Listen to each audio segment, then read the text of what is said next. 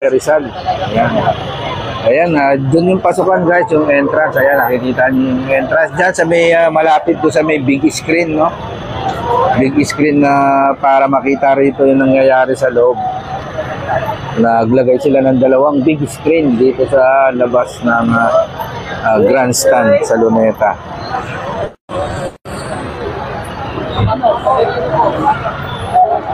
Ayan, JB Sayo, shout out, good morning, good morning.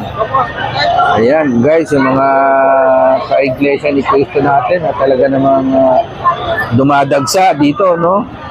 Na ini-estimate ng mga mainstream media na 1 million lang daw. Naku po, mahigit po siguro to sa 1 million, no? Na siguro mga nasa 2.3 o 5 million ang ini-estimate na darating ngayon ng araw na to rito sa pagtitipon na inorganisa na Iglesia ni Cristo sa tema na National Rally for Peace.